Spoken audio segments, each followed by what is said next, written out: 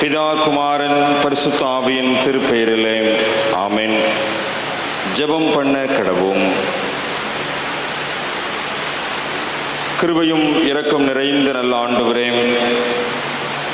ஆண்டுதோறும் நன்மைகளினாலும் கிருபையினாலும் நிறைத்து வழிநடத்துகிற உம்முடைய ஆசீர்வாதமான வழிநடத்தலுக்காக நன்றி செலுத்துகின்றோம். ஆண்டவருடைய அளவிடப்பட முடியாத நன்மைகளை கிருபைகளை எங்களுடைய வாழ்விலே பெற்று அனுபவிக்கின்றவர்களாய் அறுப்பின் தோத்திர பண்டிகை ஆசரிக்கும்படியான வாய்ப்பை இந்த ஆண்டிலும் நீர் எங்களுக்கு தந்திருக்கிறீர். உம்முடைய சன்னிதானத்தில் எங்களுடைய பொருட்களால், எங்களுடைய விளைவின் முதற் பலன்களால் உம்மை கனப்படுத்துவதற்குரிய வாய்ப்பை நீர் ஏற்படுத்தி கொடுத்திருக்கிறீர். நன்றி செலுத்துகிறோம். இந்த வழிபாட்டில் நீர் பிரசன்னமாக இருந்து திருவிருந்தின் மூலமாகவும் உடைய வார்த்தைகளின் மூலமாகவும் ஆண்டவரே பொருட்களை நாங்கள் அர்ப்பணித்து உடைய நாமத்தை மகிமைப்படுத்துவதன் மூலமாகவும் ஆண்டவருடைய அளவிடப்பட முடியாத ஆசீர்வாதங்களை பெற்றுக்கொள்ள ஆண்டவர் எங்களுக்கு கிருபை செய்வீராக.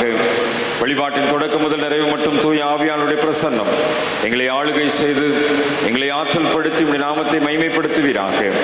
கிருபையும் இரக்கமும் நன்மையும் பரிபூர்ணமான ஆசீர்வாதங்களும் இந்த வழிபாட்டின் வழியாக பற்றுறுதி வாழ்க்கையை வளர்த்துக் கொள்வதற்கு திருச்சபையின் அனைத்து குடும்பங்களுக்கும் அருள் ஆற்றலை தந்து வழி நடத்த வேண்டும் என்று இறைமைந்தன் இயேசு கிறிஸ்துவின் வழியாக ஜெபிக்கிறோம் நல்ல பிதாவே, ஆமென். ஆண்டவருடைய திருப்பெயருக்கு மாட்சிமை உண்டாக. அறுப்பின் தோத்திர பண்டிகை திருவிருந்து வழிபாட்டிற்கு தொடக்கமாக நாம் அனைவரும் எழுந்து நின்று கிறிஸ்து சபை பாமாலைகளில் 387வது பாமாலை பாடுவோம். பாமாலை 387. எண்ணில் 100 வாயும் நாவும் இருந்தால் கர்த்தர் எனக்கு அன்பாக செய்த நன்மை யாவும் அவைகளால் பிரசங்கித்து துதிகளோடு சொல்லுவேன், ஓயா துணியாய் பாடுவேன். பாமாலை 387 முதலாம் பாகம் எழுந்து நின்று பாடுவோம்.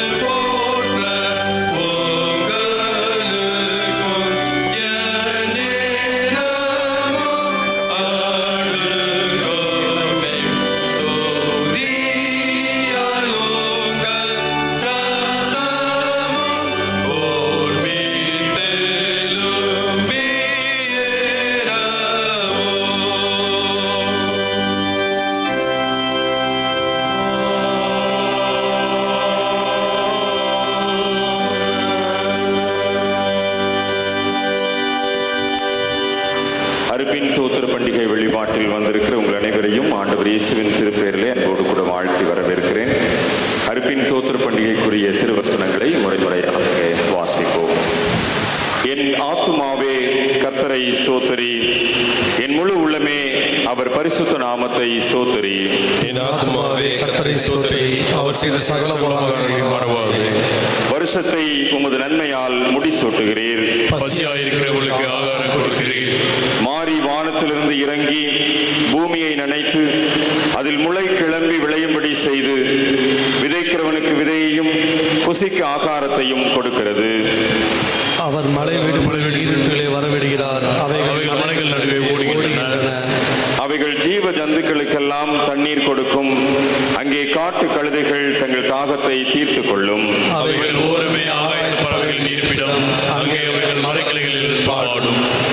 பூமியிலிருந்து ஆகாரம் உண்டாகும்படி அவர் மிருகங்களுக்கு புல்லையும் மனுஷருக்கு உபயோகமான பயிர் வகைகளையும் முளைப்பிக்கிறார்.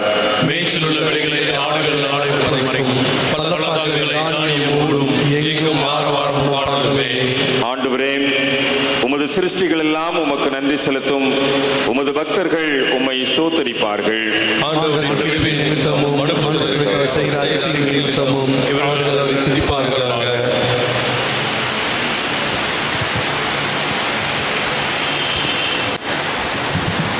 தெய்வமாக அறுப்பின் தோத்திர பண்டிகை இந்த நாளுக்குரிய சிறப்பு மன்றாட்டு ஜெபம்.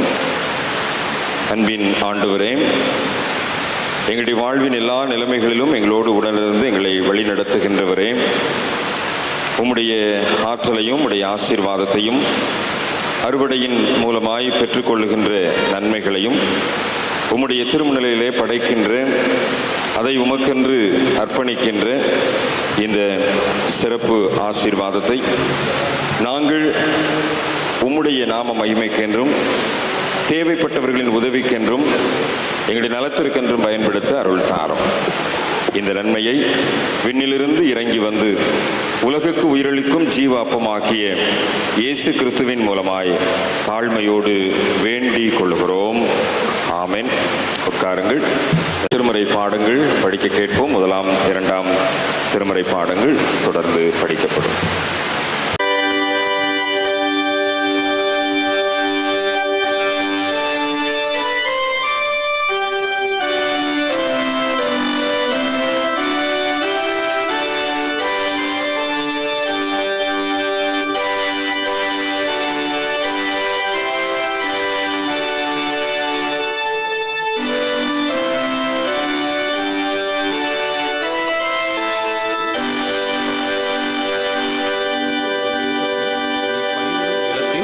கனிகளெல்லாம் முந்தின பலனை எடுத்து ஒரு கூடையிலே வைத்து உன் தேவனாகிய கர்த்தர் தமது நாமம் விளங்கும்படி தெரிந்து கொண்டிருக்கும் ஸ்தானத்திற்கு போய் அந்நாட்களில் இருக்கும் ஆசாரியனிடத்தில் சென்று அவனை நோக்கி, கர்த்தர் எங்களுக்கு கொடுக்க நம்முடைய பிதாக்களுக்கு ஆணையிட்ட தேசத்தில் வந்து சேர்ந்தேன் என்று இன்று உம்முடைய தேவனாகிய கர்த்தருடைய சன்னதியில் அறிக்கையிடுகிறேன் என்பாயாக.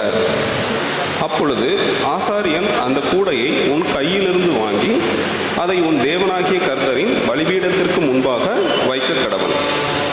அப்பொழுது நீ உன் தேவனாகிய கர்த்தருடைய சந்நிதியில் நின்று வசனித்து சொல்ல வேண்டியது என்னவென்றால், என் தகப்பன் அழிவுக்கு நேரான சீரியா தேசத்தனாயிருந்தான்.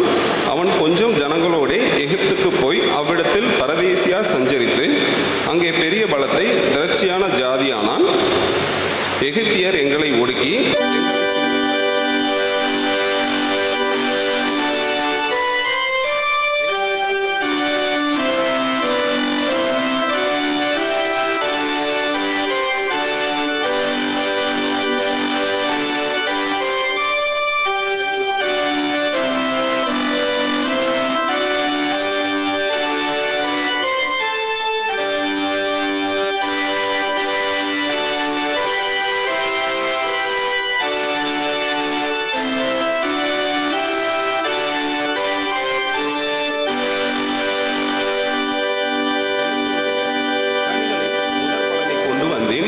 சொல்லி அதை உன் தேவனாகிய கர்த்தருடைய சந்நிதியில் வைத்து உன் தேவனாகிய கர்த்தருடைய சந்நிதியில் பணிந்து நீயும் லேவியனும்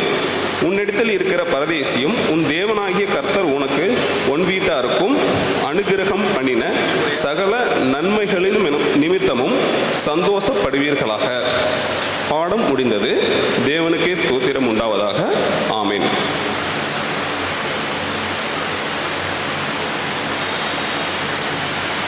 பகுதி அப்போஸ்தலனாகிய பவுல் எழுதின இரண்டாவது நிருபம் 2 கொரிந்தியர் 9ஆம் அதிகாரம் வசனங்கள் 5 முதல் 11.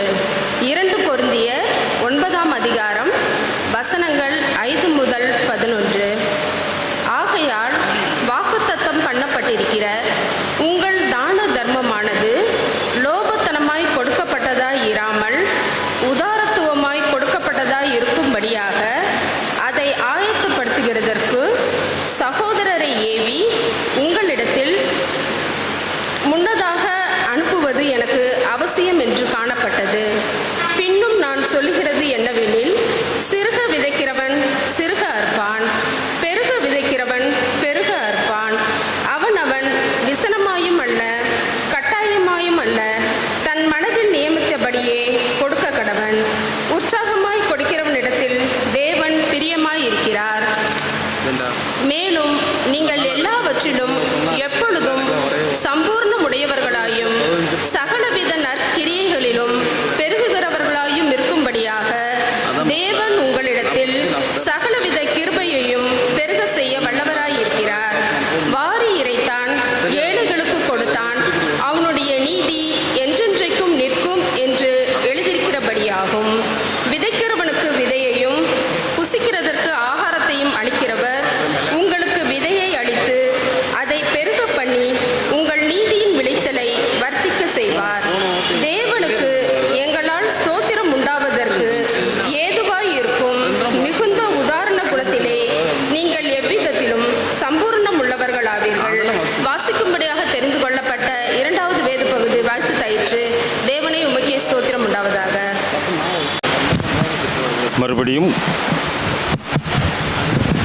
மறுபடியும் கடவுளுடைய நாம மகிமைக்காக நாம் அனைவரும் எழுந்து நின்று பாமாலைகள் 226வது பாமாலை, காலந்தோறும் தயவாக என்று தொடங்கும் பாமாலை பாடுவோம். பாமாலையின் நிறைவிலே நற்செய்தி பாடம் படிக்க கேட்போம்.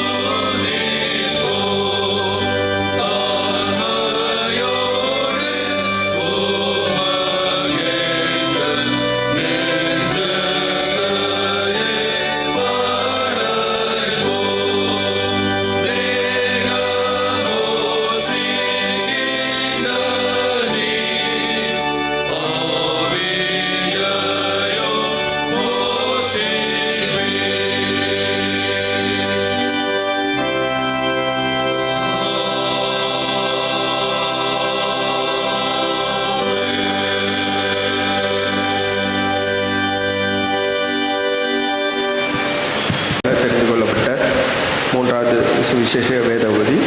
அது லூக்கா எழுதின சுவிசேஷம் 20வது அதிகாரம் வசனங்கள் 45 முதல் 47 வரை. தொடர்ச்சியாக லூக்கா எழுதின சுவிசேஷம் 21வது அதிகாரம் 1 முதல் 4 வசனங்கள் வரை. லூக்கா எழுதின சுவிசேஷம் 20வது அதிகாரம் 45 முதல் 47, 21வது அதிகாரம் 1 முதல் 4 வரை. பின்பு ஜனங்கள் எல்லாரும் கேட்கையில் அவர் தம்முடைய சீஷரை நோக்கி, நீண்ட அங்கிகளை தரித்து கொண்டு திரியவும், சந்தை வெளிகளில் வந்தனங்களை அடையவும், ஜெப ஆலயங்களில் முதன்மையான ஆசனங்களில் உட்காரவும், விருந்துகளில் முதன்மையான இடங்களில் இருக்கவும் விரும்பி, விதவைகளின் வீடுகளை பட்சித்து பார்வைக்கு நீண்ட ஜெபம் பண்ணுகிற வேதபாரர்களை குறித்து எச்சரிக்கையாயிருங்கள், அவர்கள் அதிக ஆக்கினை அடைவார்கள் என்றார். அவர் கண்ணீரிட்டு பார்த்தபோது ஐஸ்வரவான்கள் காணிக்கை பெட்டியிலே தங்கள் காணிக்கையை போடுகிறதை கண்டார். ஒரு ஏழை விதவை அதில் 2 காசை போடுகிறதையும் கண்டு, இந்த ஏழை விதவை மற்றெல்லாரை பார்க்கலும் அதிகமாய் போட்டால் என்று மெய்யாகவே உங்களுக்கு சொல்லுகிறேன். அவர்கள் எல்லாரும் தங்கள் பரிபூர்ணத்திலிருந்து எடுத்து தேவனுக்கென்று காணிக்கை போட்டார்கள். இவளோ தன் வறுமையிலிருந்து தன் ஜீவனத்துக்கு உண்டானது எல்லாம் போட்டுவிட்டாலே என்றார். பாடம் முடிந்தது. தேவனுக்கு மகிமை உண்டாதாக. ஆமென். செய்து உட்காருங்கள். இந்த நாளுக்குரிய மகிழ்விக்கு மன்னா அவசரம் சொல்ல ஞாயிறு பள்ளி பிள்ளைகளை அன்புடன் அழைக்கிறேன். சகோதர சிநேகத்தை குறித்து நான் உங்களுக்கு எழுத வேண்டுவதில்லை. நீங்கள் ஒருவரில் ஒருவர் அன்பாய் இருக்கும்படிக்கு தேவனால் போதிக்கப்படவர்களாய் இருக்கிறீர்களே. 1 தெசலோனிக்கேயர் 4:9. சகோதர சிநேகத்தை குறித்து நான் உங்களுக்கு எழுத வேண்டுவதில்லை. நீங்கள் ஒருவரில் ஒருவர் அன்பாய் இருக்கும்படிக்கு தேவனால் போதிக்கப்பட்டவர்களாய் இருக்கிறீர்களே.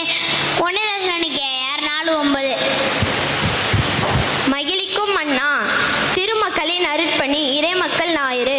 சகோதர சிநேகத்தை குறித்து நான் உங்களுக்கு எழுத வேண்டியதில்லை. நீங்கள் ஒருவரில் ஒருவர் அன்பாய் இருக்கும்படிக்கு தேவனால் போதிக்கப்பட்டவர்களாய் இருக்கிறீர்களே. 1 தெசலோனிக்கேயர் 4:9. ஆமீன். சகோதர சிநேகத்தை குறித்து நான் எழுத வேண்டியதில்லை. நீங்கள் ஒருவரில் ஒருவர் அன்பாய் இருக்கும்படி தேவனால் போதிக்கப்பட்டு இருக்கிறீர்களே. 1 தெசலோனிக்கேயர் 4:9. சகோதர சிநேகத்தை குறித்து நான் உங்களுக்கு எழுத வேண்டுவதில்லை. நீங்கள் ஒருவரில் ஒருவர் நீங்கள் ஒருவரில் ஒருவர் அன்பாக இருக்கும்படி தேவனால் போதிக்கப்பட்டவர்கள் என்று கூறினேன். 1 தெசலோனிக்கேயர் 4:9. சகோதர சிநேகத்தை குறித்து நான் உங்களுக்கு எழுத வேண்டுவதில்லை. நீங்கள் ஒருவர் ஒருவர் அன்பாய் இருக்கும்படி தேவனால் போதிக்கப்பட்டவர்களாய் இருக்கிறீர்களே. 1 தெசலோனிக்கேயர் 4:9. சகோதர சிநேகத்தை குறித்து நான் உங்களுக்கு எழுத வேண்டியதில்லை. நீங்கள் ஒருவருக்கு ஒருவர் அன்பாய் இருக்கும்படி தேவனால் போதிக்கப்பட்டு இருக்கிறீர்களே. 1 தெசலோனிக்கேயர் 4:9. மகிழ்விக்கும் அண்ணா, சகோதரா சிநேகத்தை குறித்து நான் உங்களுக்கு எழுத வேண்டியதில்லை. நீங்கள் ஒருவருக்கொருவர் அன்பாய் இருக்கும்படி தேவனால் போதிக்கப்பட்டு இருக்கிறீர்களே. 1 தெசலோனிக்கேயர் 4:9. சகோதர சிநேகத்தை குறித்து நான் உங்களுக்கு எழுத வேண்டுவதில்லை. நீங்கள் ஒருவருக்கு ஒருவர் அன்பாய் இருக்கும்படி தேவனாலே போதிக்கப்பட்டவர்களாய் இருக்கிறீர்களே. 1 தெசலோனிக்கேயர் 4:9. சகோதர சிநேகத்தை குறித்து நான் உங்களுக்கு எழுத வேண்டுவதில்லை. நீங்கள் ஒருவர் ஒருவர் அன்பாக இருக்கும்படி தேவனால் போதிக்கப்பட்டிருக்கிறீர்களே. 1 தெசலோனிக்கேயர் 4:9. சகோதர சிநேகத்தை குறித்து நான் உங்களுக்கு எழுத வேண்டியதில்லை. நீங்கள் ஒருவரில் ஒருவர் அன்பாய் இருக்கும்படிக்கு தேவனால் போதிக்கப்பட்டு இருக்கிறீர்களே. 1 தெசலோனிக்கேயர் 4:9. Price Lord. மகிழ்விக்கும் மன்னா. தலைப்பு திருமக்களின் அருட்பணி, இறைமக்கள் ஞாயிறு. சகோதர சிநேகத்தை பற்றி நான் உங்களுக்கு எழுத வேண்டுவதில்லை. நீங்கள் ஒருவரில் ஒருவர் அன்பாய் இருக்கும்படிக்கு தேவனால் போதிக்கப்பட்டவர்களாய் இருக்கிறீர்களே. 1 தெசலோனிக்கேயர் 4:9. Thank you. Glory to God. Praise Lord. மகிழ்விக்கும் மன்னா. திருமக்களின்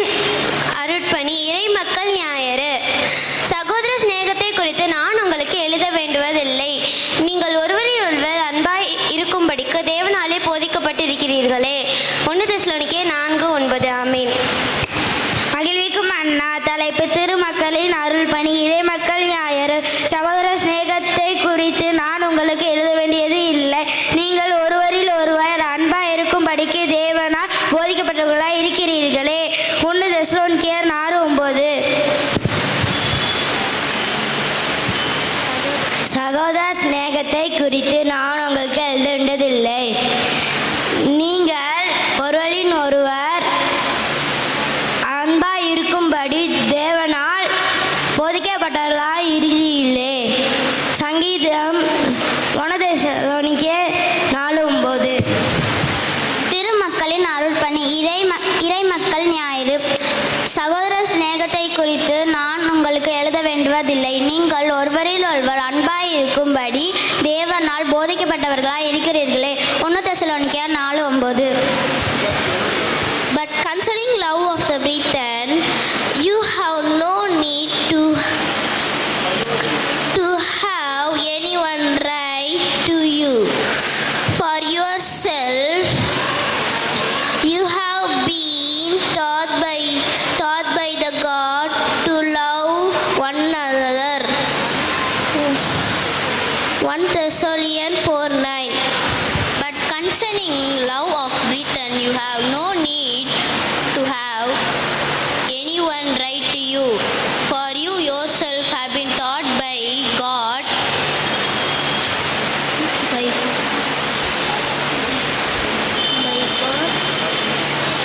to love one another. 1 Thessalonians 4:9. சகோதர சிநேகத்தை கூறி நான் உங்களுக்கு எழுத வேண்டுவது, நீங்கள் ஒருவரில் ஒரு அன்பாக இருக்கும்படி தேவனால் போதிக்கப்பட்டவர்களாக இருக்கிறீர்களே. 1 தெசலோனிக்கேயர் 4:9. திருமக்கள் அருள்பிரி, இறை மக்களின் ஞாயிறு. சகோதர சிநேகத்தை குறித்து நான் உங்களுக்கு எழுத வேண்டியதில்லை. நீங்கள் ஒருவர் ஒருவர் அன்பு கூறும்படிக்கு தேவனால் போதிக்கப்பட்டவராய் இருக்கிறீர்களே. 1 தெசலோனிக்கேயர் 4:9.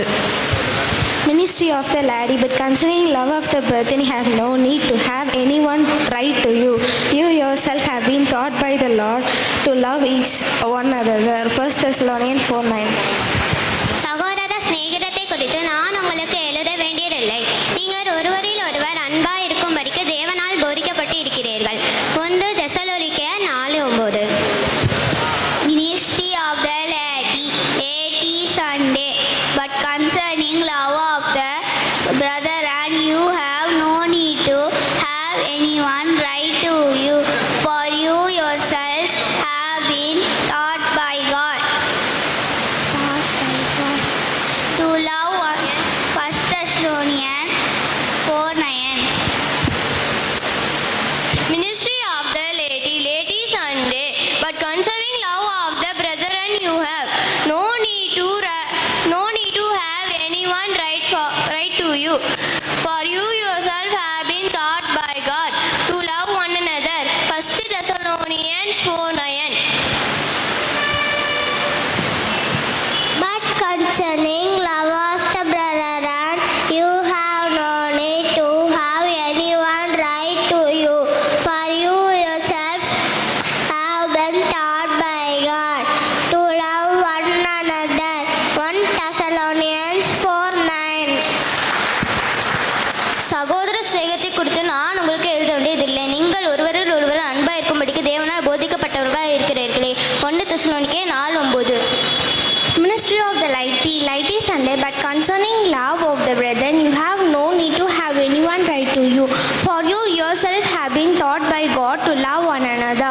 1 Thessalonians 4:9.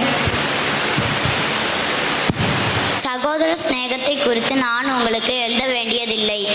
ஒருவரில் ஒருவர் அன்பாய் இருக்கும்படிக்கு தேவனால் போதிக்கப்பட்டவர்களாய் இருக்கிறீர்களே. 1 தெசலோனிக்கேயர் 4:9. சகோதர சிநேகத்தை குறித்து நான் உங்களுக்கு எழுத வேண்டுவதில்லை. நீங்கள் ஒருவரில் ஒருவர் அன்பாய் இருக்கிறதற்கு தேவனால் போதிக்கப்பட்டவர்களாய் இருக்கிறீர்களே. 1 தெசலோனிக்கேயர் 4:9. சகோதர சிநேகத்தை குறித்து நான் உங்களுக்கு எழுத வேண்டுவது இல்லை. நீங்கள் ஒருவரில் ஒருவர் அன்பாய் இருக்கும்படி தேவனால் போதிக்கப்பட்டவர்களாய் இருக்கிறீர்கள். 1 தெசலோனிக்கேயர் 4:9. சகோதர சிநேகத்தை குறித்து நான் உங்களுக்கு எழுத வேண்டுவது இல்லை. நீங்கள் ஒருவரை ஒருவர் அன்பாய் இருக்கும்படிக்கு தேவனால் போதிக்கப்பட்டவர்களாய் இருக்கிறீர்களே. 1 Thessalonians 4:9. But concerning the love of the brethren, you have no need to have anyone writes to you, for you yourself have been taught by God to love one another. 1 Thessalonians 4:9. திருமக்களின் அருட்பணி. திருமக்களின் அருட்பணி. சகோதர சிநேகத்தை குறித்து நான் உங்களுக்கு எழுத வேண்டுவதில்லை. நீங்கள் ஒருவரில் ஒருவர் அன்பாயிருக்கும்படிக்கு தேவனால் போதிக்கப்பட்டவர்களாய் இருக்கிறீர்களே. 1 தெசலோனிக்கேயர் 4:9. ஜெப பாடலை பாடி ஆண்டவருடைய வார்த்தைக்காக நாம் ஆயத்தப்படுவோம்.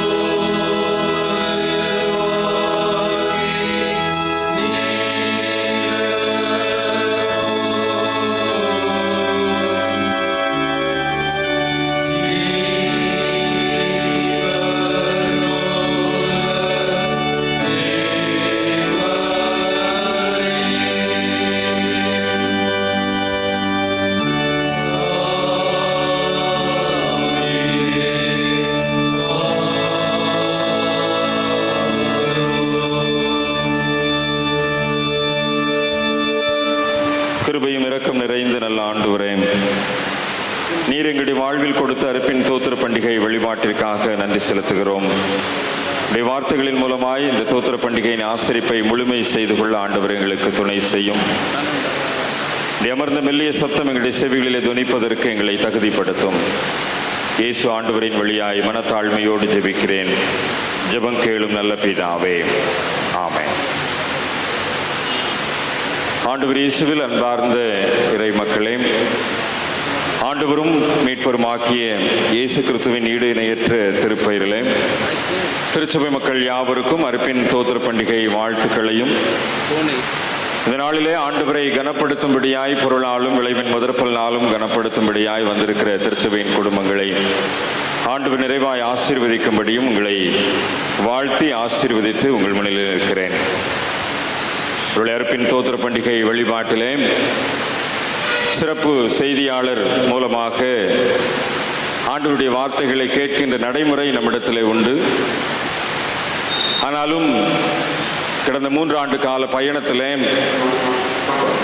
நம்முடைய திருச்சபை மக்களுடைய நினைவலைகளை நான் அறிந்தபடியினாலே இந்த நாளில் இந்த வழிபாட்டிலே ஆண்டவருடைய வார்த்தைகளை பகிர்ந்து கொடுக்கும்படியாகவும், அது மாத்திரமல்ல கடந்த 2 நாட்களும் நேற்றைய தினம் ஆயத்த ஆராதனை, அதற்கு முந்தின நாள் வெள்ளிக்கிழமை மாலை ஆராதனையிலேயும் உங்களோடு கூட இந்த பண்டிகைக்குரிய ஆயத்தங்களிலே உங்களை வழிநடத்தும்படியாகவும் உங்கள் முன்னிலையில் இருக்கின்றேன். மேய்ப்பன் தன்னுடைய ஆடுகளை அறிந்திருக்கிறார். வெள்ளிக்கிழமை சாயங்காலம் எத்தனை பேர் வருவீங்க, சனிக்கிழமை சாயங்காலம் எத்தனை பேர் வருவீங்க, உபவாச ஜெபத்துக்கு எத்தனை பேர் வருவீங்க, நைட்டு ப்ரேயருக்கு எத்தனை பேர் வருவீங்கன்றது எனக்கு நல்லா தெரியும். முதல் ஞாயிற்றுக்கிழமை எத்தனை பேர் வருவீங்க, 4வது ஞாயிற்றுக்கிழமை எத்தனை பேர் இருப்பீங்கன்றது எனக்கு நல்லா தெரியும். ஆகவே தான் இந்த சாய்ஸ் இன்னைக்கு நான் உங்கள் முன்னிலையில் இருக்கின்றேன். அவர்களை ஒரு சிறப்பு செய்தியாளரை அழைக்கின்ற போது அவர்களுடைய பாங்கிலே அவர்கள் இந்த நாளுக்குரிய காரியங்களை சொல்லுவார்கள். ஆனால் எனக்குத்தான் என்னுடைய ஆடுகளை மேய்ப்பதற்குரிய சூழ்நிலைகளிலே அவர்கள் இந்த நாளுக்குரிய அழுத்தத்தை உங்களோடு கூட பகிர்ந்து கொண்டு ஆண்டவருடைய வழிநடத்தலை தொடர்ந்து நாம் நிலைவரைப்படுத்திக் கொள்ள, நம்மை தகுதிப்படுத்திக் கொள்ள உங்களை அன்போடு அழைக்கின்றேன். நேற்றைய தினம் ஆயத்த வழிபாட்டிலே பங்கு பெற்றவர்களுக்கு தெரியும். ஒருவேளை இந்த ஆயத்த வழிபாட்டிலே பங்கு பெறுகின்ற சூழ்நிலையிலே ஒருவேளை இந்த நாளுக்குரிய ஆயத்தம் மாத்திரமல்ல, அடுத்த ஆண்டிலே நடைபெற இருக்கின்ற அறுப்பின் தோத்திர பண்டிகைக்குரிய ஆயத்தத்திலே நேற்றைய தினம் இரவிலே நாம் நம்மை தகுதிப்படுத்தி இருக்கின்றோம்.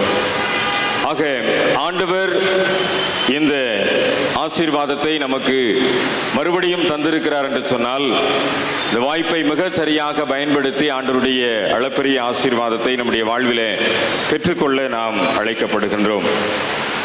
திருமறை வரலாற்றிலே பழைய ஏற்பாட்டு புரிந்து கொள்வதிலே 3 பண்டிகைகள் மிக முக்கியமாக ஆசரிக்கப்பட வேண்டியவை உண்டு. பாஸ்கா பண்டிகை, பெந்தேகோஸ்தே பண்டிகை, கூடார பண்டிகை. இந்த பாஸ்கா பண்டிகை என்பது புளிப்பில்லாத அப்ப பண்டிகையின் சூழலாக விடுதலையை நினைவு கூறுகின்ற பண்டிகையாக அமைந்திருக்கும். பாஸ்கா பண்டிகைக்கு பின் வருகின்ற 7 வாரங்களிலே, அதாவது 49 நாட்கள் கழித்து 50வது நாளிலே பெந்தேகோஸ்தே பண்டிகையானது ஆசரிக்கப்படும். அது தூய ஆவியினுடைய வருகையை நினைவு கூறுகின்றதாக, திருச்சபையின் தோற்றத்தை முழுமைப்படுத்துகின்றதாக அமைந்த ஒரு பண்டிகை. கூடார பண்டிகையின் ஆசரிப்பும் உண்டு. அது இஸ்ரவேல் மக்கள் பாலைவனத்திலே கூடாரத்திலே தங்கி வாழ்ந்ததை நினைவு கூறுகின்ற ஒரு பண்டிகை. இந்த பெந்தேகோஸ்தே பண்டிகை வாரங்களின் பண்டிகை, அறுவடை பண்டிகை, முதற் பலன்களின் பண்டிகை என்று சொல்லி இந்த பெந்தேகோஸ்தே பண்டிகை தான், இந்த 50வது நாள் பண்டிகை தான் அழைக்கப்படுகின்றது. புளிப்பில்லாத அப்ப பண்டிகைக்கு அதை தொடங்கி 7 வாரங்களுக்கு பின்பதாக இந்த அறுவடை பண்டிகையானது கொண்டாடப்படுகின்றது. இந்த புளிப்பில்லாத அப்ப பண்டிகை என்பது கோதுமை அறுவடையின் தொடக்கத்திலே அது செயல்படுத்தப்படுகின்றது. அந்த அறுவடையிலே கிடைக்கின்ற புதிய கோதுமைகளை அதை அரைத்து மாவாக்கி அதன் மூலமாக செய்யப்படுகின்ற ஒரு அப்பம், அது புளிப்பில்லாத அப்ப பண்டிகையின் ஆசரிப்பு. புது வாழ்வு தொடங்குகிறது என்கின்ற தாற்பயத்தோடு கூட அது ஆசரிக்கப்பட்ட ஒரு நிலைப்பாடு அன்றைக்கு உண்டு. கானானிலே இஸ்ராயல் மக்கள் குடியேறுவதற்கு முன்பதாக இவ்விழாவை அவர்கள் ஆசரிக்கவில்லை. லேவியராகமம் 23ஆம் அதிகாரத்தில் இதனுடைய வரலாற்று பின்னணியத்தை அறிந்து கொள்ள முடியும். இந்த புளிப்பில்லாத அப்ப பண்டிகை உழவு தொழிலோடு கூட தொடர்புடைய ஒரு பண்டிகை. நிசான் மாதத்திலே அனுசரிக்கப்பட்ட ஒரு பண்டிகை. அதே போல பாஸ்கா பண்டிகையும் ஒரு பயண விழாவாக அமைந்திருந்தாலும், இந்த புளிப்பில்லாத அப்ப பண்டிகையும் பாஸ்கா பண்டிகையும் ஒன்றிணைத்து பின்வரும் காலங்களிலே ஆசரிக்கின்ற ஒரு நடைமுறை அன்றைக்கு வந்தது. இஸ்ரவேல் மக்களை பொறுத்த வகையிலே அடிமைத்தன வாழ்வில் எகிப்தியருடைய நிலங்களை பாடுபடுபவர்களாக அவர்கள் வாழ்ந்து வந்தார்கள். ஆனால் கானான் தேசத்திற்கு வந்த பிற்பாடுதான் அவர்களுக்கு சொந்த நிலங்கள் கிடைத்தது. அந்த விளைநிலங்களை அவர்கள் பெற்றுக்கொண்ட போது விவசாய தொழில், மேய்ச்சல் தொழில் ஆகியவற்றை முக்கியப்படுத்தி அவர்கள் செய்து வந்தார்கள். ஆகவே விவசாயத்தை, அந்த மேய்ச்சலை அவர்கள் நிறைவேற்றினதன் மூலமாக இந்த பார்லி கோதுமை அறுவடை நாட்களிலே அல்லது பேரீச்சப்பழம், அத்திப்பழம், ஒலிவ பழங்களை அறுவடை செய்கின்ற நாட்களிலே கோடை காலத்திலே முதற்கனிகளை அவர்கள் கூடையிலே வைத்து ஆசாரியனிடத்திலே ஒப்படைக்கின்ற ஒரு நடைமுறை அங்கே அமைந்திருந்தது. தானிய வகைகள் மாத்திரமல்ல, மேய்ச்சல் தொழிலே அவர்கள் ஈடுபட்டிருந்தபடினாலே அவர்கள் ஆடு மாடுகள் போன்ற கால்நடைகளையும் ஆசாரியனிடத்திலே கொண்டு வந்து ஒப்படைக்கின்ற வழக்கம், அதாவது தலை ஈற்றுக்களை ஆசாரியனிடத்திலே அர்ப்பணிக்கின்ற வழக்கம் இருந்து வந்தது. இந்த விழாக்கள் எல்லாம் சமூகத்தோடும் ஆன்மீகத்தோடும் தொடர்புடைய விழாக்களாக, நம்முடைய வாழ்வு மேய்ச்சல் தொழில், நம்முடைய வாழ்வு விவசாய தொழில். ஆகவே இதை ஆன்மீகத்தோடு ஒப்பிட்டு அன்றைக்கு இருக்கின்ற ஆசாரியனுடைய கரத்திலே தங்களுடைய விளைவின் பலன்களை, தங்களுடைய தலை ஈற்றுக்களை ஒப்படைக்கின்ற ஒரு நடைமுறை சமூகத்தோடும் ஆன்மீகத்தோடும் ஒப்பிட்டு இந்த நிலைப்பாட்டை அவர்கள் மேற்கொண்டிருந்தார்கள். ஆகவே வருடத்திற்கு இருமுறை, அதாவது ஏப்ரல் மாதத்தை ஒட்டிய நாட்களிலேயும் அக்டோபர் மாதத்தை ஒட்டிய நாட்களிலேயும் இந்த அறுவடை பண்டிகைகளை ஆசரிக்கின்ற வழக்கம் உண்டு.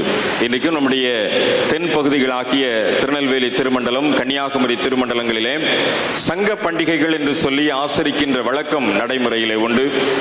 இந்த சங்க பண்டிகைகள் ஆசரிப்பின் மூலமாக இந்த முதற் பலன்களை, நிலத்தின் கனிகளை கொண்டு வந்து ஆலயத்திலே படைக்கின்ற வழக்கம் இன்றைக்கும் உண்டு. ஒருவேளை இந்த ஆசரிப்பு நம்முடைய பேராயத்திலும் நடைமுறையிலே உண்டு.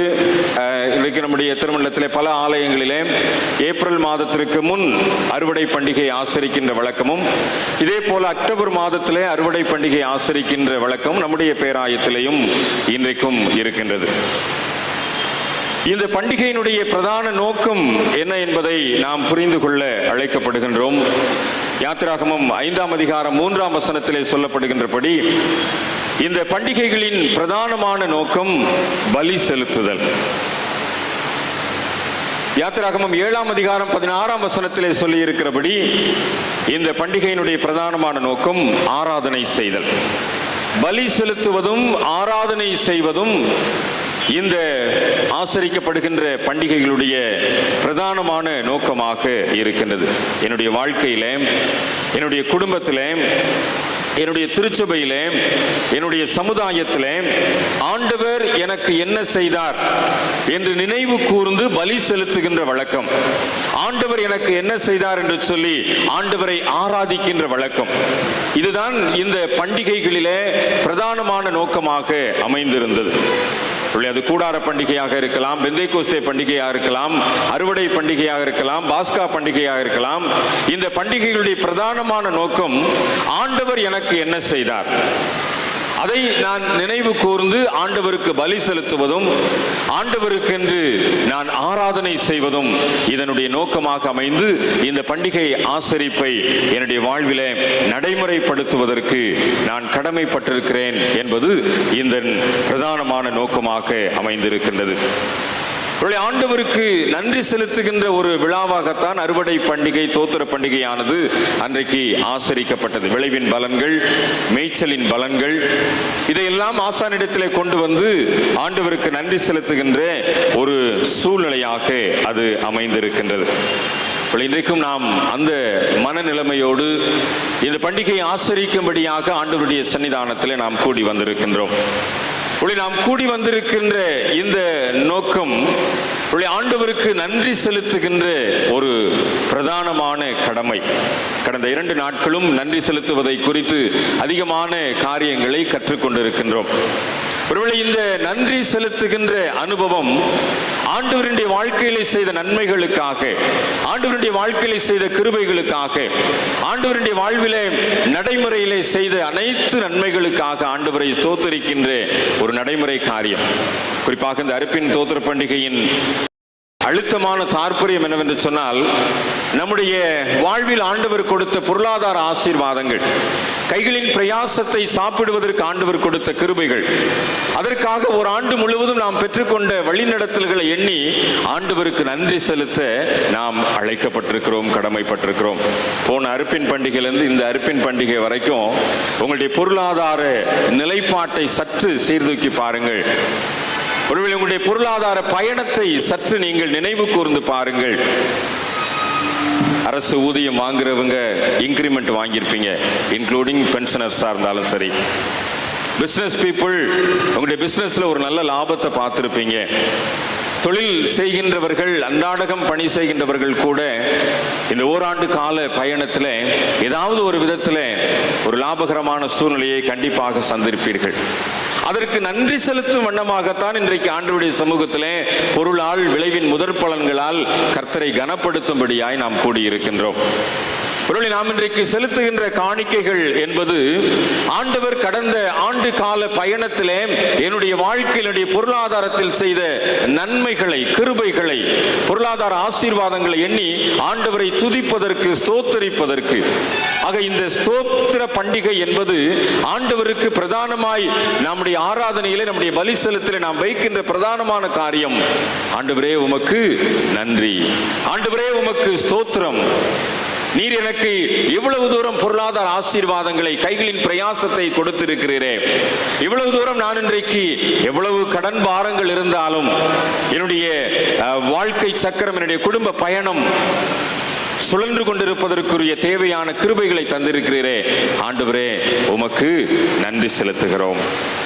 இப்படி நன்றி செலுத்துகின்ற மனநிலைமையோடு கூட ஆண்டவருடைய சமூகத்திலே நாம் காணிக்கையை படைப்பதற்கு நாம் முன் வந்திருக்கிறோம். இந்த காணிக்கையை செலுத்த வந்திருக்கின்ற அல்லது காணிக்கையை அர்ப்பணிக்கின்ற வந்திருக்கிற நாம் இரண்டு விதமான கேள்விகளை நாம் கண்டிப்பாக எழுப்பி பார்க்க அழைக்கப்படுகின்றோம். ஒருவேளை யார் இந்த ஆண்டவர், யார் இந்த கடவுள்? Who is this God? இது ஒரு கேள்வியோடு கூட ஆண்டவருடைய சன்னிதானத்திலே இந்த காணிக்கையை படைக்க வந்திருக்கிறோம். யார் இந்த ஆண்டவர்? அது மாத்திரமல்ல, இந்த ஆண்டவர் எனக்கு என்ன செய்தார்? கண்டிப்பா அந்த கேள்வியோடையும் நம்ம காணிக்கையை படைப்பதற்கு நாம் முன் வர வேண்டியது அவசியமாக இருக்கிறது. யார் இந்த ஆண்டவர்? இந்த ஆண்டவர் எனக்கு என்ன செய்தார்? இந்த இரண்டு கேள்வி மனநிலைமையோடு கூட ஆண்டவருடைய சமூகத்திலே நாம் நம்முடைய காணிக்கைகளை அர்ப்பணிக்க வேண்டியது அவசியமாயிருக்கிறது. நாம் படிக்க கேட்ட முதலாவது திருமறை பகுதி உபாகமம் 26ஆம் அதிகாரத்தில் முதல் 11 வசனங்களை நீங்கள் மறுபடியுமாக திருப்பி பார்ப்பீர்கள் என்று சொன்னால், நாம் எழுப்புகின்ற இந்த கேள்விகளுக்குரிய பதிலை அல்லது இந்த கேள்விகளுக்குரிய சரியான அர்த்தம் நிறைந்த பழைய ஏற்பாட்டு ஆசரிப்பை நாம் இதன் மூலமாக புரிந்து கொள்ள முடியும் என்பதிலே எந்த விதமான சந்தேகம் இல்லை. இந்த 26ஆம் அதிகாரத்தை நீங்கள் படிக்கின்ற போது அந்த பகுதியிலே சொல்லப்பட்டிருக்கிறது 3ஆம் வசனத்திலே, கர்த்தர் எங்களுக்கு கொடுக்க நம்முடைய பிதாக்களுக்கு ஆணையிட்ட தேசத்தில் வந்து சேர்ந்தேன் என்று இன்று உம்முடைய தேவனாகிய கர்த்தருடைய சன்னதியில் அறிக்கையிடுகிறேன் என்பாயாக.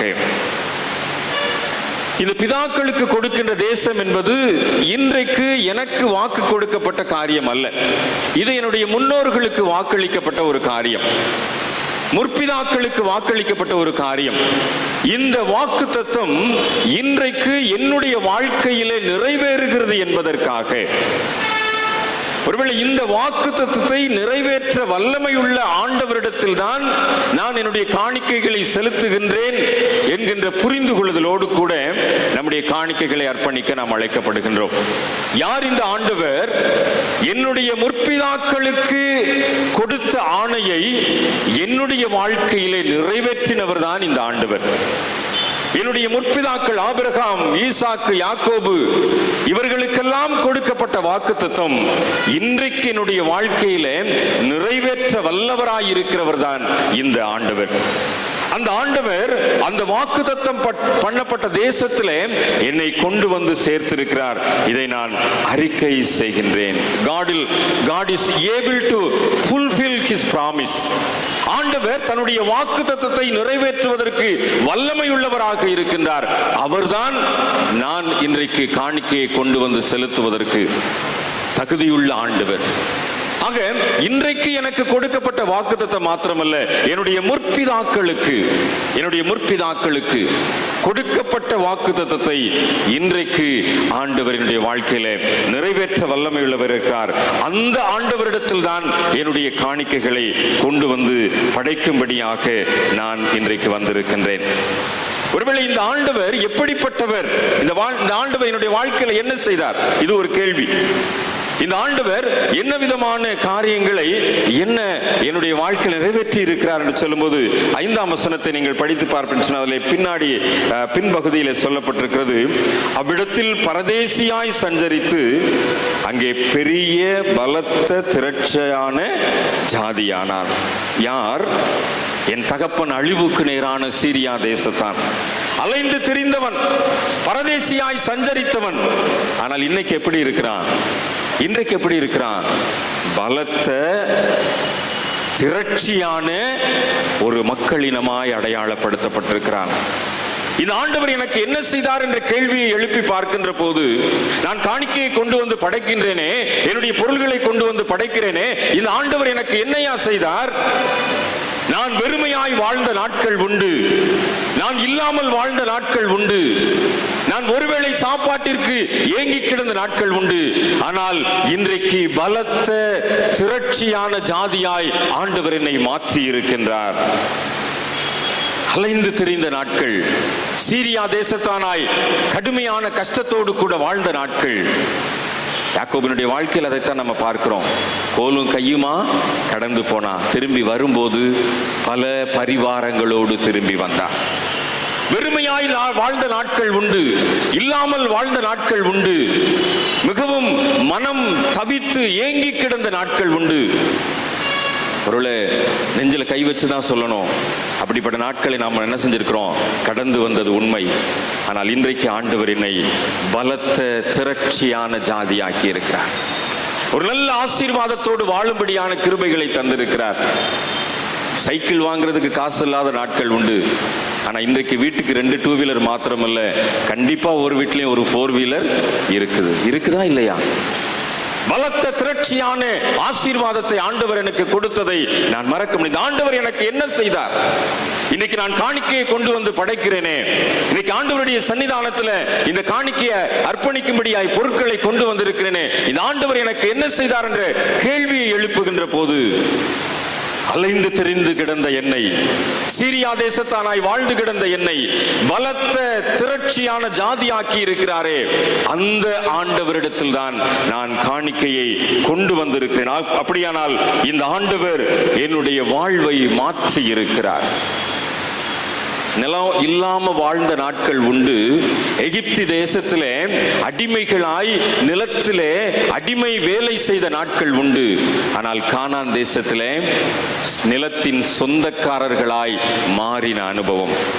அந்த சொந்த நிலத்தில் இருந்த கனிகளை தான் அன்றைக்கு ஆசாரியன் இடத்துல கொண்டு வந்து படைச்சாங்க. ஆக வெறுமையாய் வாழ்ந்த நாட்களை இன்றைக்கு ஒரு நிலச்சுவாழ்ந்தார்களாய் மாற்றி இருக்கிறாரே, அந்த ஆண்டவரிடத்துல என்னுடைய காணிக்கையை படைக்க, ஆக என்னுடைய வாழ்வை மாற்றி இருக்கின்ற ஆண்டவருடைய கரத்திலே என்னை அர்ப்பணிக்கும்படியாய், என்னுடைய வாழ்வை தலைகீழாய் மாற்றி இருக்கிற ஆண்டவருடைய கரத்திலே என்னை முழுமையாக ஒப்பு கொடுக்கும்படியாய். God can change nobody into somebody. என்னுடைய வாழ்க்கையை மாற்றுகிறார். ஒண்ணுமே இல்லை, ஆனா ஏதோ இன்றைக்கு என்னுடைய வாழ்க்கையில நான் வாழ்ந்து கொண்டிருக்கிறேன்னா, அப்படிப்பட்ட ஒரு நல்ல நிலைப்பாட்டிற்குள்ளாய் என்னை கொண்டு வந்த ஆண்டவருடைய கரத்திலே இன்றைக்கு நான் காணிக்கையை கொடுக்க வந்திருக்கிறேன். தொடர்ந்து நீங்க 6ஆம் வசனத்தை வாசித்து பார்ப்பீங்க சொன்னா, 6ஆம் வசனத்தையும் 7ஆம் வசனத்தையும் இணைத்து பார்க்கின்ற போது, கடுமையாக சிறுமைப்படுத்தப்பட்ட நாட்கள், அந்த கடினமான வேலையை செய்த காலங்கள்.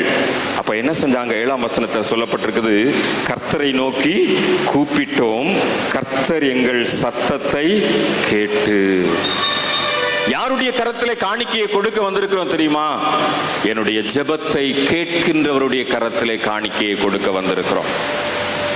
65ஆம் சங்கீதம் 2ஆம் வசனம் அதைத்தான் சொல்கிறது, ஜெபத்தை கேட்கிறவரே. விண்ணப்பத்தை கேட்கின்ற ஆண்டவருடைய கரத்திலே நம்முடைய காணிக்கைகளை அர்ப்பணிக்கும்படியாய் நாம் வந்திருக்கிறோம். அடிமைத்தனத்திலே நுகத்தடியை சுமக்க முடியாமல் வேலை பழுவிலே கஷ்டப்பட்டு வேதனைப்பட்டு கொண்டிருந்த நாட்களிலே ஆண்டவரை நோக்கி ஆண்டவரே என்று சொல்லி கூப்பிட்ட நாட்களிலே ஆண்டவர் அந்த சத்தத்திற்கு செவி கொடுத்தார். ஆண்டவர் அந்த குரலுக்கு செவி சாய்த்தார். கடினமான வேலை செய்த நாட்களிலே ஆண்டவரை நோக்கி கூப்பிட்டோம், கர்த்தர் எங்கள் சத்தத்தை கேட்டார், கர்த்தர் எங்களுடைய விண்ணப்பத்திற்கு பதில் தந்தார். இன்னைக்கு நாங்கள் சுயாதீனமாய் வாழ்ந்து கொண்டிருக்கிறோம். இன்னைக்கு நாங்கள் அடிமைகளாக அல்ல, சுதந்திரமான நிலத்திலே வாழ்ந்து கொண்டிருக்கிறோம். அடிமை வேலை அல்ல, சுயாதீன வேலை செய்து கொண்டிருக்கிறோம் என்று சொல்லி அந்த சுயாதீனமாய் நம்மை வாழ்வதற்கு அழைத்து நம்முடைய ஜெபத்தை கேட்கின்ற ஆண்டவருடைய கரத்திலே நம்மை மறு அர்ப்பணம் செய்து இன்றைக்கு காணிக்கையை செலுத்த வந்திருக்கிறோம். இந்த கடந்த ஓராண்டு பயணத்தை நீங்க சற்று நினைவு பாருங்க. கடந்த அறுப்பின் பண்டிகையிலிருந்து இந்த அறுப்பின் பண்டிகை வரைக்கும் உங்களுடைய வாழ்க்கையில நீங்க ஏறெடுத்த எத்தனை ஜெபத்திற்கு ஆண்டவர் ஆம் என்றும் ஆமேன் என்றும் பதில் கொடுத்திருக்கிறார். ஆண்டவர் எத்தனை ஜெபத்திற்கு பதில் தந்து நம்மளை ஆளாக்கி இருக்கிறார், நம்மை வழி நடத்தி இருக்கிறார், நம்மை சுகப்படுத்தி இருக்கிறார். வேதனையோடு வாழ்ந்த நாட்கள், கண்ணீரோடு வாழ்ந்த நாட்கள், எத்தனை நாள் இந்த பலிபீடத்தில் திருவிருந்தை பெற்றுக் கொள்கின்ற போது ஆண்டவருடைய சமூகத்தில் வேதனையோடு நாம் ஜெபித்து சென்றிருக்கிறோம். எத்தனை அற்புதங்களை மறுபடியும் திரும்ப வந்து ஸ்தோத்திர காணிக்கையாக நாம் படைத்திருக்கிறோம். ஸ்தோத்திர பலியாக எத்தனை நாள் நம்முடைய வாழ்வின் அனுபவங்களை எல்லாம் பலிபீடத்திலே கொண்டு வந்து செலுத்தி இருக்கிறோம். மறக்க முடியாது. ஜெபத்தை கேட்கின்ற ஆண்டவர், விண்ணப்பத்திற்கு பதில் தருகின்ற ஆண்டவர், அவருடைய கரத்துல தான் நம்முடைய காணிக்கைகளை கொண்டு வந்து, இந்த ஆண்டவர் எனக்கு என்னையா செய்தார்? என்னுடைய ஜெபத்தை கேட்டார், என்னுடைய விண்ணப்பங்களுக்கு பதில் தந்தார். அவருடைய கரத்திலே என்னை என்னுடைய காணிக்கையை அர்ப்பணிக்கும்படியாய் வந்திருக்கிறேன்.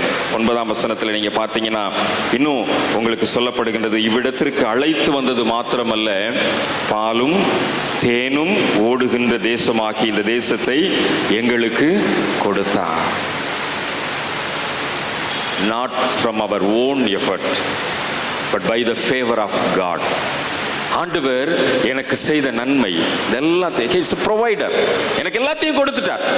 அவர் எனக்கு கொடுத்ததினாலே, அவர் எனக்கு கொடுத்து கொண்டிருப்பதினாலே, இன்னும் அவர் கொடுக்க இருப்பதினாலே இன்றைக்கு காணிக்கையோடு ஆண்டவருடைய சன்னிதானத்தில் வந்திருக்கிறேன். இன்றைக்கு நான் செலுத்துகின்ற காணிக்கை ஏற்கனவே அவர் எனக்கு கொடுத்துட்டார், அதற்கு நன்றி செலுத்துறது. இன்னும் கொடுத்து கொண்டிருக்கிறார், இன்னும் ஃபியூச்சர்ல கொடுக்க போகிறார். ஆக அந்த கொடுக்கிறவர் என்பதை எங்களுக்கு அவர் கொடுத்தார் என்று சொல்லி அவரை அறிக்கை செய்தார்களே, அது என்னத்தை கொடுத்தாரு? அடிமைத்தனத்தில் வாழ்ந்த மக்களுக்கு, செங்கல் சூளையில கஷ்டப்பட்ட மக்களுக்கு, வேலை செய்ய முடியாமல் கடின பாடுகளிலே வாழ்ந்த மக்களுக்கு என்ன கொடுத்திருக்கிறாரு? பாலும் தேனும். பாலும் தேனும்.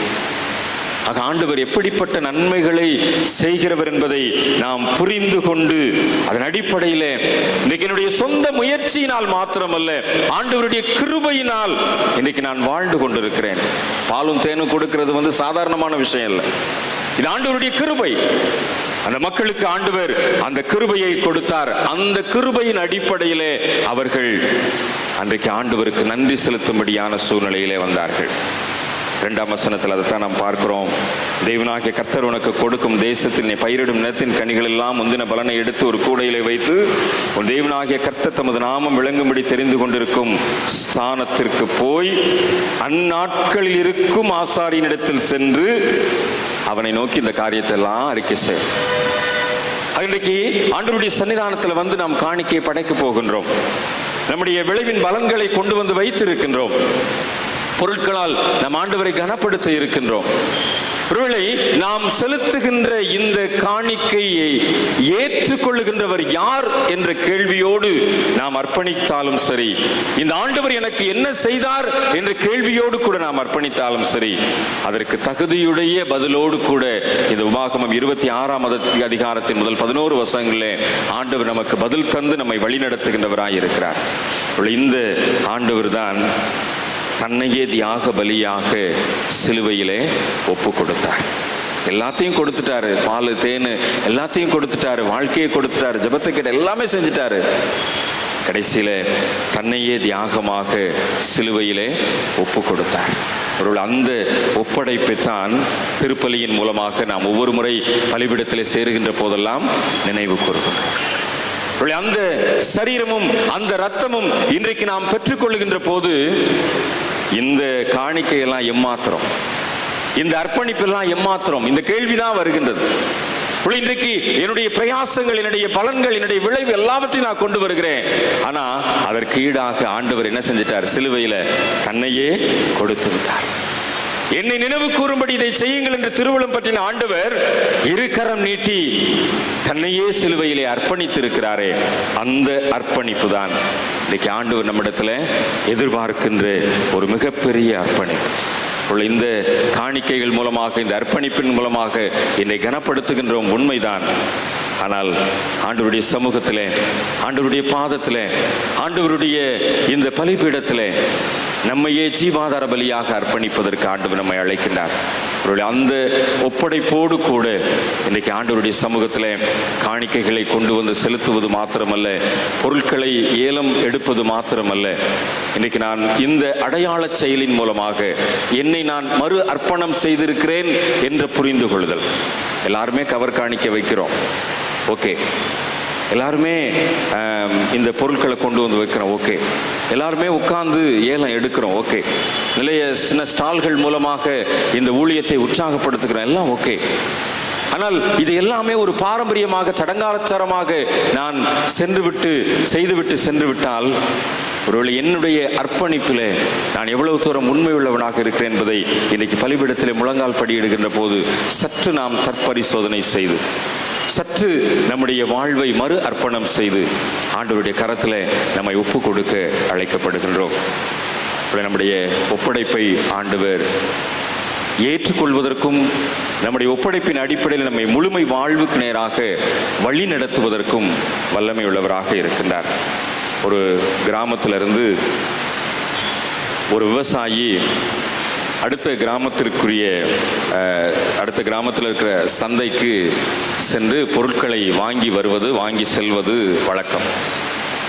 இந்த கிராமத்திலிருந்து அந்த கிராமத்துக்கு போகும்போது இடையில ஒரு குறுக்க ஒரு ஆறு இருக்கும். அந்த ஆறு சில நேரத்தில் காற்றாற்று வெள்ளம் ஓவராக போகும், சில நேரத்தில் ஒன்றுமே இருக்காது. அப்போ இந்த விவசாயி தன்னுடைய வீட்டில் இருந்து பொருட்களை வாங்குவதற்காக போகும்போது தண்ணி கொஞ்சம் ஒரு மாதிரி இருந்த உடனே, ஐயோ சீக்கிரமாக பொருட்கள் எல்லாம் வாங்கிட்டு திரும்பிடணும், ஏன்னா அடுத்து வெள்ளம் வந்துருச்சுன்னா நம்ம வீட்டுக்கு போக முடியாது அப்படின்னு சொல்லி அவர் போய் வேகமாக பொருட்கள் எல்லாம் வாங்கிட்டு திரும்பி வர்றார். அவர் நினைச்ச மாதிரியே திரும்பி வருகின்ற போது கொஞ்சம் வெள்ளம் அதிகமானது மாதிரி தெரிஞ்சு. ஆனால் வழக்கமாக அவர் சென்று வருகின்ற பாதைங்கிறதுனால எப்படியாவது கடந்து போயிடலாம் அப்படின்னு சொல்லிட்டு தலையில் நிறைய அந்த சுமையோடு கூட அந்த ஆற்றுக்குள்ளே இறங்கி நடக்க ஆரம்பித்தார். கொஞ்சம் கொஞ்சமாக நடந்து போகும்போது கொஞ்சம் வெள்ளம் அதிகமாக வந்த மாதிரி தெரிஞ்சிச்சு. நம்ம பழக்கப்பட்ட பாதை தானே, எப்படியாவது போயிடலாம் அப்படின்னு சொல்லிட்டு கடந்து போனார். காலில் இருந்த தண்ணி இடுப்பளவு, கொஞ்சம் மார்பளவு, கொஞ்சம் கழுத்தளவு வந்துருச்சு. இந்த கழுத்தளவு வந்த உடனே அவருக்கு கொஞ்சம் மேலே இருக்கிற பொருள் வெயிட்டு நடந்து போகிறதுல கொஞ்சம் தடுமாற்றம் ஏற்பட்டுருச்சு. என்னடா செய்கிறது, போயிடலாமா போக முடியாதா அப்படின்னும் போது அவர் அப்போ அதை நடந்து போயிட்டு இருக்கும்போது அப்படியே ஜெபம் பண்ணிக்கிட்டே போறார். நமக்கு எப்பயுமே பிரச்சனை வரும்போது தானே ஜெபம் பண்ணுவோம். அப்படி பிரச்சனை வரும்போது அவர் ஜெபம் பண்ணிக்கிட்டே போறார், எப்படியாவது இந்த ஆற்றை நான் கடந்து வீட்டுக்கு போயிடணும். இந்த ஜெபம் பண்ணும்போது பார்த்தீங்கன்னா அவர் நினைவில் ஒன்று வந்துச்சு. என்ன வந்துச்சுன்னா, அவர் வீட்டில் ஒரு பசு மாடு நல்ல கண்ணுக்குட்டியோட நல்ல காலையில் 10 லிட்டரு சாயங்காலம் 10 லிட்டரு கறக்கிற ஒரு பசு மாடு அங்கே இருந்துச்சு. இது ஜெபத்தில் அவரோட நினைவில் வந்துருச்சு. உடனே என்ன செஞ்சிட்டாரு, நம்ம கொஞ்சம் அவசரம் தானே, அவசரப்பட்டு ஆண்டவரே இந்த ஆற்றை கடந்து நான் அங்கிட்டு போயிட்டேன்னா இந்த பசு மாட்டை நான் என்ன செஞ்சிடறேன், கோயிலில் காணிக்கையாக வச்சிடுறேன்னு பொருத்தனை பண்ணிட்டார். இவர் பொருத்தனை பண்ணினதான் தாமதம். இந்த கழுத்தில் இருந்த தண்ணி இடுப்பளவுக்கு கொஞ்சம் இறங்கிருச்சு. ரொம்ப சந்தோஷமாயிடுச்சு. சரி, அப்போ நம்ம ஒரு பொருத்தனையோட ஆண்டவருக்கு நான் இதை காணிக்கையாக படைக்கிறேன்னு பொருத்தனையோடு சொன்ன உடனே என்ன ஆயிடுச்சு, ஆண்டவர் நமக்கு ஒரு ரிலீஃப் கொடுத்துட்டாரு அப்படின்னு சொல்லி அந்த மார்பளவு தண்ணி கொஞ்சம் கொஞ்சமாக கீழே இறங்கின உடனே மனுஷ புத்தி குரங்கு புத்தி தானே, கொஞ்சம் சபலம் தட்டிருச்சு. இந்த பசுமாட்டையாக கொண்டு போய் வைக்கிறது, இடுப்பளவு தண்ணி வந்துருச்சு, எப்படியாவது கொஞ்சம் அடிச்சு போயிடலாம் அப்படின்னு சொல்லிட்டு இந்த பசுமாட்டுக்கு பக்கத்தில் ஒரு ஆட்டுக்குட்டி மேய்ஞ்சிக்கிட்டு இருந்துச்சு. ஆண்டவரே அந்த பசுமாடும் கண்ணும் அப்படியே இருக்கட்டும், நான் இந்த ஆட்டுக்குட்டியை கொண்டு வந்து என்ன செஞ்சிடறேன், கோயிலில் வச்சிடுறேன் அப்படின்னு சொல்லிட்டு ஜெபம் பண்ணிட்டார். ஆண்டவர் அந்த ஜெபத்தையும் கேட்டார். நம்ம ஆண்டவர் தான் ஜெபத்தை கேட்கிறவராச்சே, ஜெபத்தையும் கேட்டார். ஆட்டுக்குட்டி பொருத்தனையோட இப்போ மார்பளவு தண்ணியில் போயிட்டு இருக்காரு. இன்னும் கொஞ்சம் இறங்கின மாதிரி இருந்துச்சு. இப்போ மறுபடியும் சபலம் தட்டுது. இந்த ஆட்டுக்குட்டிக்கு பக்கத்தில் ஒரு கோழி நல்ல குஞ்சோட இருக்குது. ஆண்டவரே என்னை கொஞ்சம் பொறுத்துக்கங்க, இந்த ஆட்டுக்குட்டியை விட்டுட்டு அந்த கோழியை வைக்கிறேன், நீங்கள் என்ன செய்யுங்க, ஏற்றுக்கங்க. கடந்து வீட்டுக்கு வந்துட்டார். இப்போ என்ன செய்யணும்? பசுமாடு, ஆடு, கோழி அதெல்லாம் விட்டுருங்க. இப்போ என்ன செய்யணும்? செஞ்ச பொருத்தனையை நிறைவேற்றணும். ஆலயத்துக்கு போனார், ஆண்டவருடைய சன்னிதானத்துக்கு போனார். ஆண்டவரே, என்னை அந்த கரைக்கு போய் திரும்ப கூட்டு வந்தீங்க, உமக்கு நன்றி என்று சொல்லி ஆண்டவருடைய சன்னிதானத்தில் ஒரே ஒரு கோழி முட்டையை மாத்திரம் கொண்டு வந்து வச்சேன். அன்பானவர்களே, இன்றைக்கி நம்முடைய அர்ப்பணிப்பு அப்படித்தான் இருக்கிறது. எங்கெங்கேயோ ஆரம்பித்து எங்கெங்கேயோ போய் கடைசியில் எல்லாம் கொண்டாந்து வச்சுருக்கிறீங்க. ஒரு பொருளாவது கொண்டு வாங்கன்னு சொன்னேன், எத்தனை பேர் கொண்டு வந்தீங்கன்னு தெரில. போகும்போது ஒரு பொருளாவது எடுத்துகிட்டு போகணும், எத்தனை பேர் எடுத்துகிட்டு போக போகிறீங்கன்னு தெரில. நம்முடைய கைகளின் பிரயாசத்துக்காக எல்லாரும் உள்ளே நுழையும் போது உங்களை மறித்து வம்ப என்ன செஞ்சுருப்பாங்க? கவரை கையில் கொடுத்துருப்பாங்க. வாங்கினீங்களா? ஆமாம். இப்போ கவருக்குள்ளே எல்லாம் உள்ளே வச்சிட்டிங்களா? ரைட். உங்களுடைய அர்ப்பணிப்புகள் கோழி முட்டையா பசுமாடா தெரியல. தலைகளை தாழ்த்துவோம், ஆண்டவருடைய சன்னிதானத்தில் நம்மை மறு அர்ப்பணம் செய்வோம். இந்த விந்தை அன்பு கீடாய் என்ன காணிக்கை ஏந்திடுவேன். இந்த விந்தை அன்பு கீடாய் என்ன காணிக்கை ஏந்திடுவேன். எந்த அரும் பொருள் ஈடாகும், எந்த அரும் பொருள் ஈடாகும், என்னையே உமக்களிக்கிறேன். விந்தை கிறிஸ்தே சுராஜா, உந்தன் சிலுவையின் மேன்மை, உந்தன் சிலுவையின் மேன்மை. அன்பின் ஆண்டவரே, இந்த விந்தை அன்புக்கு ஈடாக என்ன காணிக்கை நாங்கள் செலுத்த முடியும்? ஆண்டவரே, இது கடமையாக, பாரம்பரியமாக, சடங்காச்சாரமாக அல்ல, ஒரு உளப்பாங்கோடு கூட அர்ப்பணிக்கின்ற அர்ப்பணிப்பாக இருக்கட்டும் சுவாமி. இன்றைக்கு இஸ்ராயல் மக்களுடைய வாழ்க்கையில கடைபிடித்த அந்த கடைபிடிப்புகள், என்னுடைய ஆண்டவர் என்னை முற்பிதாக்களின் வாக்குத்தத்தத்தை என்னுடைய வாழ்க்கையில் நிறைவேற்றினார். என்னுடைய ஆண்டவர் என்னை பாலும் தேனும் ஓடுகின்ற தேசத்தை எனக்கு கொடுத்திருக்கிறார். என்னுடைய ஆண்டவர் என்னுடைய ஜெபத்திற்கு பதில் தந்திருக்கிறார். என்னுடைய தேவைகளை எல்லாம் நிறைவேற்றி இருக்கிறார். வெறுமையாய் வாழ்ந்த என்னை பலத்த திரட்சியான ஜாதியாக்கி இருக்கிறார். ஆண்டவரே, அந்த நன்றி உணர்வோடு கூட இன்னைக்கு அறுப்பின் ஸ்தோத்திர பண்டிகையை ஆசரிப்பதற்கு ஆண்டவர் எனக்கு பலன் தான். இன்னைக்கு அர்ப்பணிக்கின்ற அர்ப்பணிப்புகள் ஒரு முழுமையான அர்ப்பணிப்பாய், ஒப்படைப்பாய் இயேசு கிறிஸ்துவின் சிலுவைக்கு நேராக அமையட்டு சுவாமி. இந்த அர்ப்பணிப்புகளை ஏற்றுக்கொள்ளுகிற ஆண்டவர் எங்களை முழுமை வாழ்வுக்கு நேராய் வழி நடத்துவீராக. மீட்பர் பாதம் பணிந்து ஜெபிக்கிறோம் நல்ல பிதாவே, ஆமென். கையில் இருக்கின்ற தோத்திர காணிக்கை கவர்களை முன் வந்து படைக்கும்படியாக அன்போடு கூட அழைக்கிறேன்.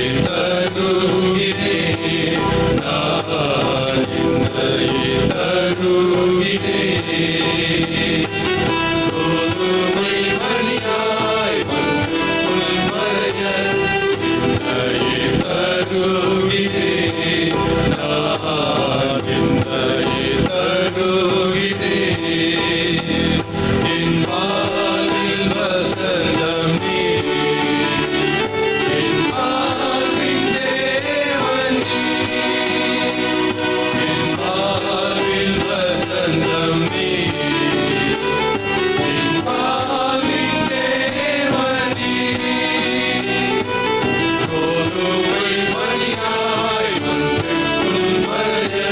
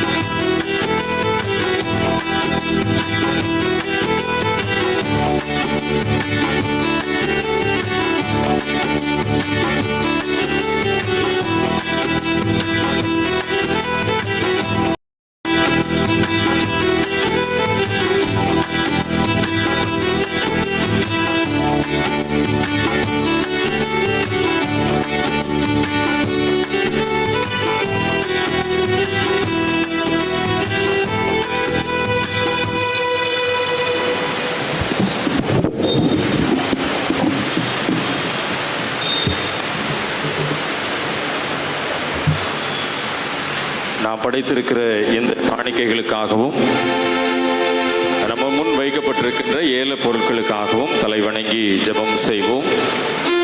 கிருபையும் இரக்கம் நிறைந்த நல்ல ஆண்டவரே, எங்களுடைய வாழ்வின் எல்லா நிலைமைகளிலும் எங்களை ஆசீர்வதிக்கிற பரலோக பிதாவே, வானத்திலும் பூமியிலும் சகல அதிகாரங்களையும் படைத்த சர்வ வல்லமையுள்ள தகப்பன், ஆண்டவரே, நீர் எங்களுக்கு வானத்தின் பலகணிகளை திறந்து இடம் கொள்ளாமற் போக மட்டும் ஆசீர்வதித்ததை நன்றி பெருக்கோடு நினைவு கூர்ந்தவர்களாய் இன்றைக்கு உம்முடைய சன்னிதானத்தில் நாங்கள் படைத்திருக்கிற இந்த காணிக்கைகளை, அறுப்பின் தோத்திர பண்டிகையின் அர்ப்பணிப்புகளை ஆண்டவர் ஏற்றுக்கொள்ள வேண்டும் என்று செபிக்கிறோம்.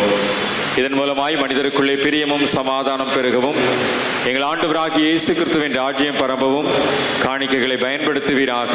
குறிப்பாக இந்த நாளிலும் காணிக்கை முன்வந்து படைத்த நாங்கள் கற்பனைகளையும் கட்டளைகளையும் நிறைவேற்றுகின்றோம் என்கின்ற அர்ப்பணிப்போடு திருச்சபை மக்களாக நாங்கள் படைத்திருக்கிற பொருள் காணிக்கைகள், பை காணிக்கை எல்லாவற்றையும் கர்த்தர் அங்கீகரித்து ஆசீர்வதிப்பீராக.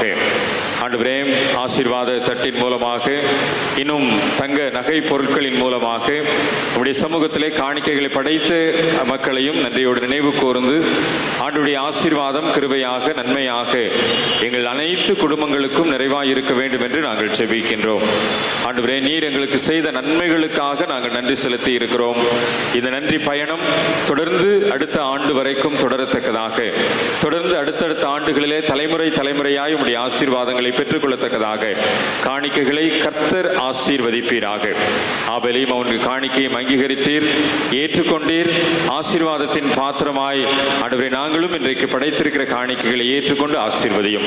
தொடர்ந்து நாங்கள் படைக்க இருக்கிற காணிக்கைகளையும், தொடர்ந்து நாங்கள் பங்கு பெருக்க இருக்கின்ற திருவிருந்தின் ஆசீர்வாதத்தையும் நீர் எங்களுக்கு முழுமை செய்து தர வேண்டும் என்று ஆண்டவர் இயேசு கிறிஸ்துவின் வழியாக ஜெபிக்கிறோம். ஜெபம் கேளும் நல்ல பிதாவே, ஆமென்.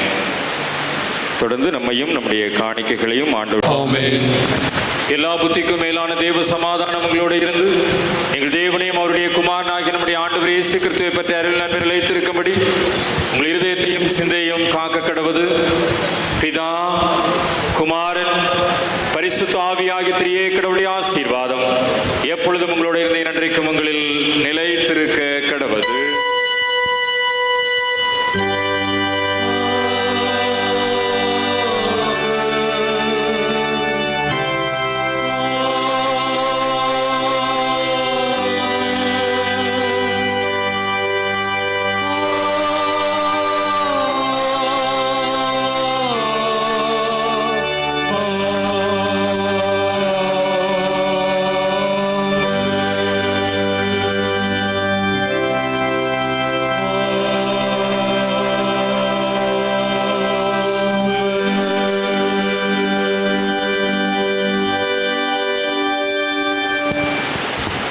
வழிபாட்டின் நிறைவு பவனி பாடலாக 212வது பாமாலை பகலோன் கதிர் போலுமே இயேசுவின் ராஜரீகம் என்ற பாமாலையில் முதலாம் கடைசி சரணங்களை பாடி வழிபாட்டை நிறைவு செய்வோம்.